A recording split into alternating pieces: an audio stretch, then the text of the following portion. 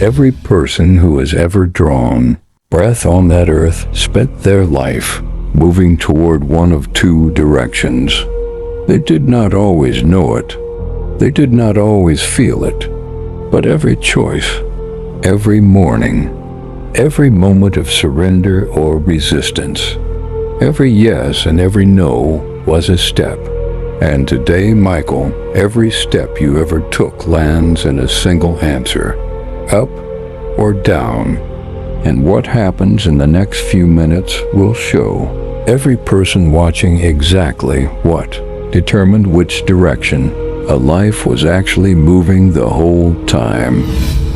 Lord, I lived a decent life. I was not perfect, but I was not evil. I raised my children. I paid my taxes. I never hurt anyone deliberately. I believed in you. I told people I believed in you. I was a good man by every standard the world gave me to measure myself against. That has to count for something standing here. The world's standard and mine are not the same measurement, Michael.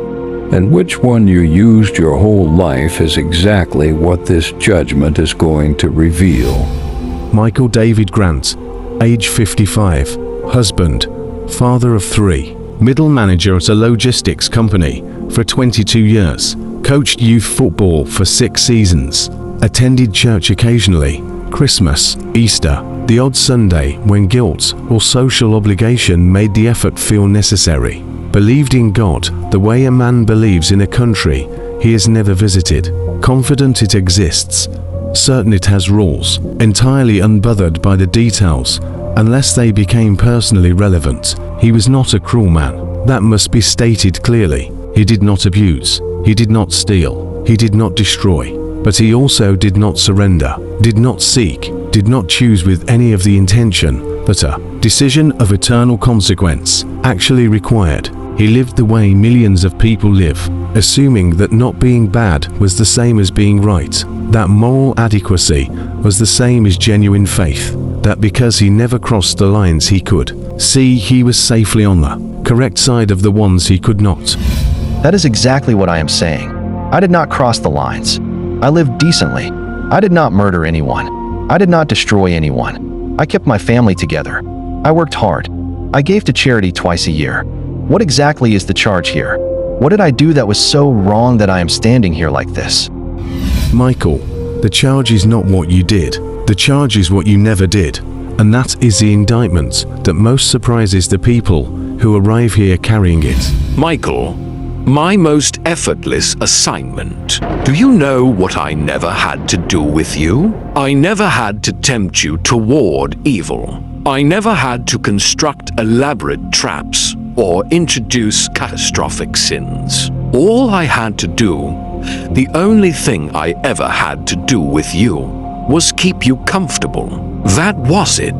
That was the entire strategy. Comfortable enough that eternity never felt urgent. Comfortable enough that the decision you were always one conversation away from making never felt necessary. Comfortable enough that tomorrow was always soon enough to get serious about the thing that required the most serious decision of your life. You are saying comfort is a sin now? You are telling me that living a stable, peaceful, responsible life was somehow your doing? I built that life. I worked for that life. My family's stability was not your gift, it was my effort. I am not claiming your effort. I am claiming your urgency, or the absence of it. Age 32. Your best friend, David, sat across from you at dinner and told you what had happened to him. The surrender, the change, the realness of it. He told you that what he had found was the most important thing he had ever encountered. And he looked at you with everything genuine and asked you directly, Michael, when are you going to stop putting this off? You told him you were not putting it off. You were just not ready yet. I made sure not ready yet felt completely reasonable that night. Age 41. Your daughter asked you in the car on the way home from a funeral, Dad, do you actually know where you are going when you die? You told her you believed in heaven and changed the subject before she could ask the follow-up question. I made sure the subject change felt like parenting rather than avoidance. Age 49. You woke up at 3 a.m. with a feeling you could not name. Something pressing, something urgent, something that felt like a door and a choice and a now. You lay there for 40 minutes. Then you rolled over and went back to sleep. I made sure the tiredness felt more real than the pressing. You had 3 clear moments, Michael, and I did not need to do anything dramatic to close any of them. Comfortable always works. It works every single time. I intended to get serious about it. I always intended to. There was always something more immediate. The children needed something. Work was demanding something. Life kept requiring my full attention and the eternal. Things kept feeling like something I could address once things settled. I was going to get to it. I genuinely was going to get to it. Once things settled. I have been in this business since before your world began, Michael. And I want you to know something. Things never settle. I made sure of that too. There is always a child who needs something. Always a work demand. Always a more immediate thing requiring the full attention. I designed the noise specifically for men like you. Not loud enough to cause a crisis that might force the urgent decision. Just loud enough to fill every space where the eternal question might have found room to land. You were not a bad man, Michael. You were a managed man. And managed is all I ever needed you to be. Managed all the way to this moment. Where managed is no longer sufficient.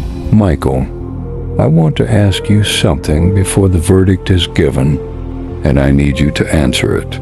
Honestly, in this place where honest is the only language that works, at age 49, the 3 a.m. moment, the pressing, the door, you felt something real in those 40 minutes. Tell me what it was. Not what you told yourself it was. What it actually was. It was you. I knew it was you. I had known for years that the thing I kept deferring was real, and that you were real, and that the decision I kept calling not yet was the most important thing I was never making. At 3 a.m. that night, I knew I was out of excuses. I knew that if I was honest with myself, I had always known, and I had always chosen the comfort over the knowing. And I lay there for 40 minutes, with that truth completely present, and I chose to go back to sleep. I knew what I was doing. I knew exactly what I was doing. Romans 2-4. Do you show contempt for the riches of his kindness, forbearance, and patience, not realizing that God's kindness is intended to lead you to repentance?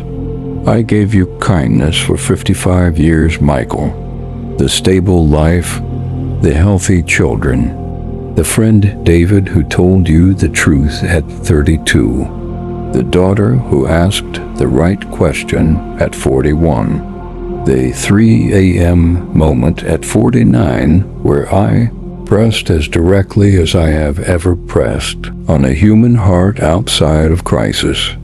Every one of those was my kindness trying to lead you to the one decision that mattered more than every other decision your life contained, and every one of them you received as evidence that things were fine, that there was more time, that the comfortable life was the endorsed life. My kindness was never endorsement, Michael. It was invitation, and you mistook it for permission to keep waiting. Then give me one more chance. I understand now. Everything is clear now. I know exactly what I should have done, and I know exactly what I am going to do differently. Just one more morning. One more 3 a.m. I will not go back to sleep this time. I promise I will not go back to sleep. Luke 16:26. Between U.S. and you, a great chasm has been set in place so that those who want to go from here to there cannot nor can anyone cross over from there to here. Michael, I am not withholding another morning because I am cruel. I am telling you there is no other morning because that is the truth. The morning you are asking for was given to you 55 years of them. 365 mornings per year for 55 years. And the specific morning you needed, the one where you chose me instead of the comfort, that morning came and went at 49 when you felt the door and chose the pillow. I did not design judgment to be reversible after it is complete. Not because I enjoy this moment, because a verdict that could be changed by desperation in the courtroom is not a verdict at all. It is a negotiation. And what I require is not negotiated in eternity. It is chosen on earth. You had the choice, Michael. You had it clearly and consciously at 49. Revelation 20:15. Anyone whose name was not found written in the book of life was thrown into the lake of fire. Your name is not in this book. Not because I didn't write it there. I had a pen ready every morning for 55 years. But a name is written by surrender. And surrender was the one thing you kept saving for later. And later ran out. On a Tuesday morning at 3 a.m. 6 years ago, when you felt the door and went back to sleep. If you just felt the weight of Michael's 3 a.m. moment and you are ready to make the decision he deferred, type "I will not go back to sleep" in the comments right now. Share this with every person living comfortably in the middle, assuming the middle is safe. Like if this broke through the comfort and made eternity feel as urgent as it actually is. Subscribe because this channel will keep making eternity feel real until the decision that matters most gets made.